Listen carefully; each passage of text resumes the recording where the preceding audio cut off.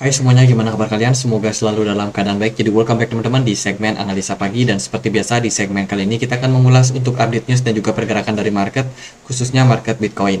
Teman-teman, hari ini kita berada di tanggal 4 Desember 2023. Hari Senin akan mulai bergejolak lagi biasanya market ya teman-teman. Di perdagangan hari ini kita akan ada beberapa event dari kalender ekonomi. Kebanyakan dari European Central Bank. Ada beberapa member mereka yang akan speech. Elderson, kemudian De Gendos, terus juga ada Presiden Christine Lagarde, dan data dari Amerika Serikat malam harinya itu akan ada factory order teman-teman. Jadi bisa dibilang ya data di hari Senin biasanya nggak terlalu gimana-gimana, cuman dari market biasanya akan mulai buka tuh dari market valuta asing atau forex, kemudian juga market komoditi, termasuk juga market saham juga bakalan mulai bergejolak. Jadi trader-trader yang kemarin libur di weekend itu akan mulai aktif lagi trading, sehingga ini bisa menimbulkan gejolak dari market. Sementara itu sih data yang kita bisa temukan dari kalender ekonomi, kemudian news-news yang ada di market. Kemarin itu ada gaming token namanya Fundry. Fundry ini sebenarnya adalah project berbasiskan NFT pada awalnya. Kalau teman-teman ngikutin, dia namanya Terra Virtua awalnya ya. Terra Virtua terus berubah menjadi Virtua, terus berubah lagi menjadi Fundry, teman-teman. Nama tokennya adalah TKV ya, atau TVK. Nah, itulah teman-teman. Kemarin naik sekitar 35%, lumayan signifikan setelah mereka melakukan migrasi token. Migrasi token dari TVK menjadi Funar, teman-teman, atau Fundry ya. Dan ya ini merupakan salah satu cara mereka nih untuk rebranding, sebab dari token yang lama itu kesannya adalah NFT banget. Nah, sekarang mereka pengen nih untuk ekspansi ke dunia gaming, teman-teman. Selain juga masih berfokus sama NFT yang mereka bangun. Jadi ya good news untuk Fundry sekarang sudah bisa diperdagangkan lagi setelah kemarin kan di toko kripto di Binance itu token TPK-nya kalian hilang ya. Nah, itu sekarang sudah ganti jadi Fundry, jadi bisa dicek langsung perdagangannya, teman-teman. Kemudian juga ada apa namanya dari Multiverse X ya, EGLD itu lagi ngadain voting, teman-teman, mulai dari tanggal 23 November sampai 3 Desember. Harusnya hari ini sudah selesai untuk votingnya. Ini voting soal biggest on-chain vote, teman-teman. Akan ada upgrade besar, making Multiverse X more powerful. Akan ada upgrade yang sangat besar dari project ini. Ada sekitar 19 upgrade yang akan mereka lakukan untuk jaringan dari Multiverse X. So ini bisa menjadi sebuah sentimen yang positif, teman-teman. Mulai dari pengaturan stakingnya, tentang reward dan juga berapa durasi yang dibutuhkan, kemudian juga kecepatan transaksinya akan ditingkatkan, optimasi dari GPU, penggunaan GPU juga akan ditingkatkan, dan masih banyak proyek-proyek lain yang akan mereka garap. Semoga aja dari voting ini bisa membawa pergerakan dari EGLD juga kembali dalam tren yang lebih baik. Lalu ada berita dari Tether US. Tether ini baru aja mengumumkan bahwa mereka akan masuk juga atau melakukan pengembangan bisnis di bidang industri, infrastruktur, termasuk juga energi production atau pembuatan energi terbarukan gitu, teman-teman. Mereka akan invest di negara Uruguay sama El Salvador. Ini kata dari CEO baru mereka ya untuk Cointelegraph. Jadi ini merupakan sebuah ekspansi yang dilakukan oleh perusahaan Tether ini, perusahaan stablecoin kalau teman-teman tahu. Kemudian ini juga ada berita dari EOS Network. Ini baru aja membuat kerjasama ya, terintegrasi kemitraan dengan Coin TR Pro, bursa mata uang kripto terkemuka di Turki. Good news untuk EOS, ada kolaborasi yang mereka tengah lakukan untuk saat ini.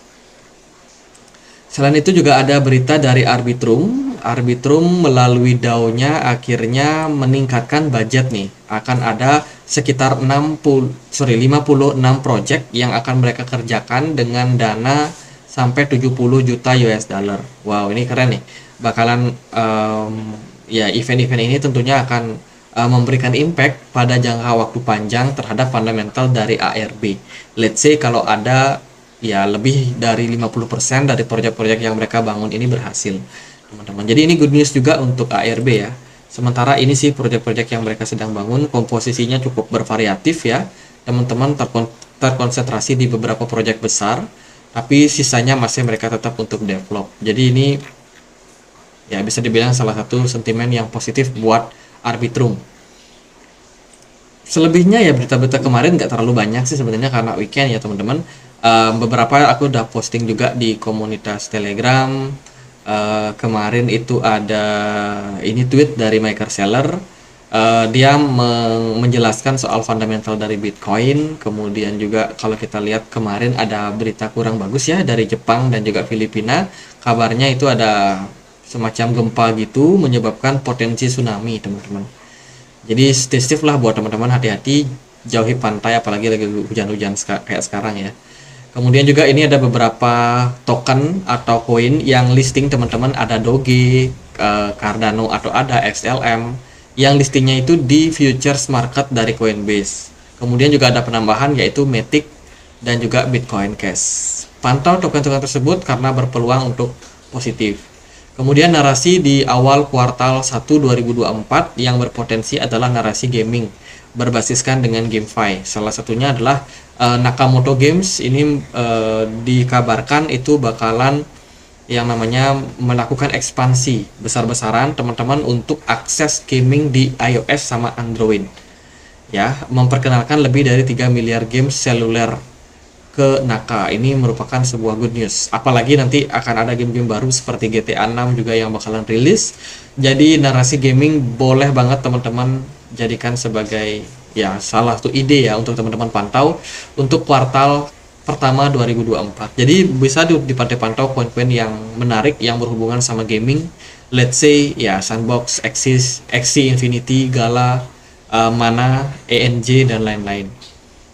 Kemudian juga teman-teman ada KuCoin Ventures mengumumkan kemitraan untuk mendukung ekosistem dan juga perluasan dari Toncoin Telegram.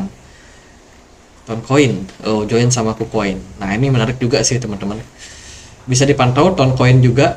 Lalu gimana nih pergerakan dari market? Apakah market saat ini lagi potensi atau gimana? Kalau kita perhatikan sih dari pergerakan market Bitcoin di perdagangan kemarin itu masih tetap sustain bertahan di kisaran 39.600. Ya, market mengalami gejolak ya teman-teman, dan so far so good aja pergerakannya. Ingat dari level 38.000 sampai nanti ke level 41.000 itu adalah resistance tebal teman-teman. Jadi selling pressure di level-level tersebut itu bisa saja terjadi kapanpun teman-teman. So menurut saya fase-fase sekarang ini fase-fase yang cukup riskan. Kalau teman-teman mungkin ada yang mau taking profit, biasanya di level-level tersebut akan banyak tuh ada tekanan jual teman-teman. Makanya ya hati-hati kena gocek teman-teman dari pergerakan dari market. Kemudian di perdagangan kemarin ada BTC Dominance yang sebenarnya sideways, naik dan turun aja teman-teman. Levelnya masih ada di kisaran 2137 untuk hari ini. Koin yang saya lihat agak kuat itu Ethereum. Ethereum in the bigger picture dia ada pola ascending triangle teman-teman.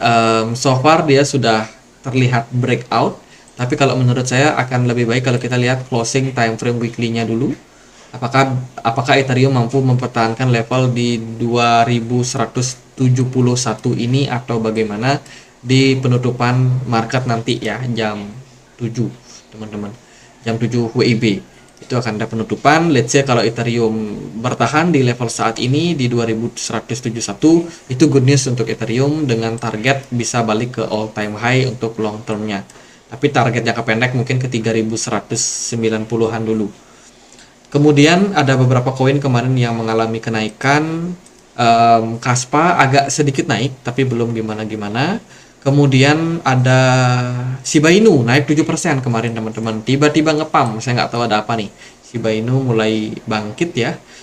Sementara koin-koin lain masih agak merah teman-teman. Masih agak merah, nggak terlalu gimana-gimana juga ya. Ya paling itu sih yang bisa dipantau untuk saat ini.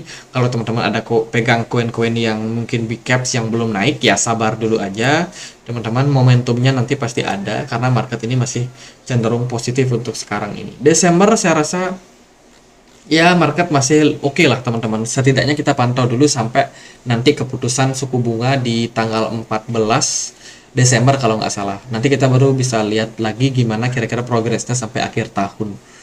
Secara teknikal sih pergerakan Bitcoin so far masih tetap bagus teman-teman, masih dalam tren uptrend ya, belum patah trennya. Jadi untuk sekarang ini saya rasa target ke level 41.000 itu masih berpeluang banget sih untuk Bitcoin.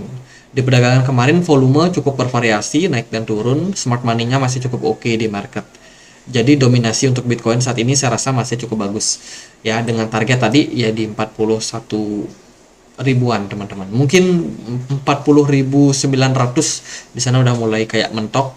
Ya, untung-untung kalau bisa ke 41.000. Gitu paling buat Bitcoin ya, kita lihat aja gimana hari ini.